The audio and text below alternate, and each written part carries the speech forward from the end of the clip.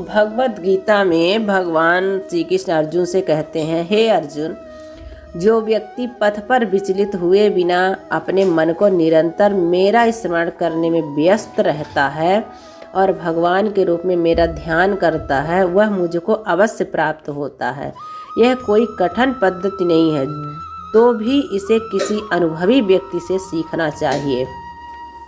मनुष्य को चाहिए कि जो पहले से अभ्यास कर रहा हो उसके पास जाएं। मन सदैव इधर उधर उड़ता रहता है, किंतु मनुष्य को चाहिए कि मन को भगवान श्री कृष्ण के स्वरूप पर या उनके नमोच्चारण पर केंद्रित करने का अभ्यास करे। मन स्वभावत है चंचल है, इधर उधर जाता रहता है, लेकिन यह कृष्ण की ध्वनि पर स्थिर हो सकता है। इस प्रकार मनुष्य को परम पुरुषोत्तम अर्थात दिव्य लोक में भगवान का चिंतन करना चाहिए और उनको प्राप्त करना चाहिए।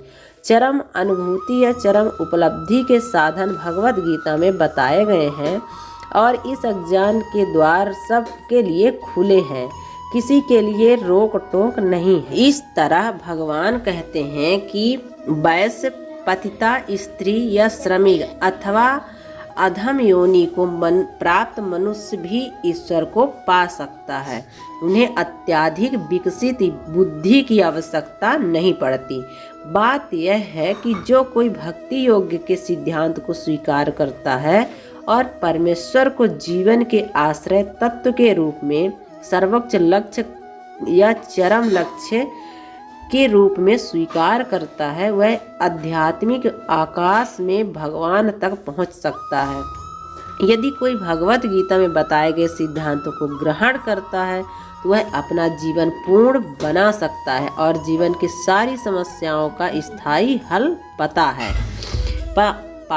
यह भगवत गीता का सार सर्वस्व है।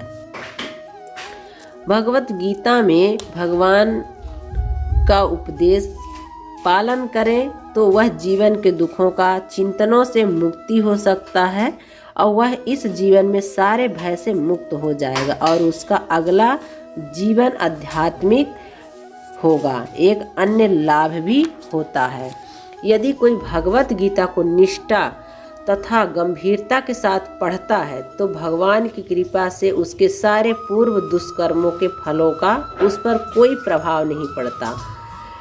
सब धर्मों को त्याग कर एकमात्र मेरी ही शरण में जाओ, मैं तुम्हें समस्त पापों से मुक्त कर दूंगा, तुम डरो मत।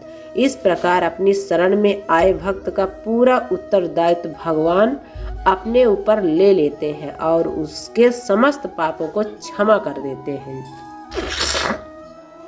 मनुष्य जल में स्नान करके नित्य अपने को स्वच्छ कर सकता है, लेकिन यदि कोई भगवत गीता रूपी पवित्र गंगा जल में एक बार भी स्नान कर ले तो वह भव सागर में मलिनता से सदा सदा के लिए मुक्त हो जाता है।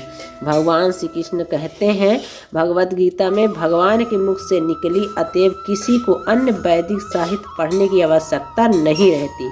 उसे केवल भगवत गीता का ही ध्यान पूर्वक तथा मनोयोग्य। वर्तमान युग में लोग सांसारिक कार्यों में इतने व्यस्त हैं कि उनके लिए समस्त वैदिक साहित्य का अध्ययन कर पाना संभव नहीं रह गया है, परंतु इसकी आवश्यकता भी नहीं है। केवल एक पुस्तक भगवत गीता ही पर्याप्त है, क्योंकि यह समस्त वैदिक ग्रंथों का सार है और इसका प्रवचन भगवान ने किया है। जैसा कि कहा गया है कि जो गंगा जल पीता है उसे मुक्ति मिलती है, अतएव उसके लिए क्या कहा जाए जो भगवत गीता का अमृत पान करता हो। भगवत गीता महाभारत का अमृत है और इसे भगवान श्री कृष्ण मूल विष्णु ने स्वयं सुनाया है। भगवत गीता भगवान के मुख से निकली है और गंगा भगवान के चरण कमलों से निकली है। निःसंदेह भगवान के मुख तथा चरणों में कोई अंतर नहीं है, लेकिन निष्पक्ष अध्ययन से हम पाएंगे कि भगवत गीता गंगा जल की अपेक्षा अधिक महत्वपूर्ण है, जो समस्त उपनिषदों का सार है, गाय के तुल्य है और ग्वालवाल के रूप में विख्यात। भगवान कृष्ण इस गाय को दूह रहे हैं।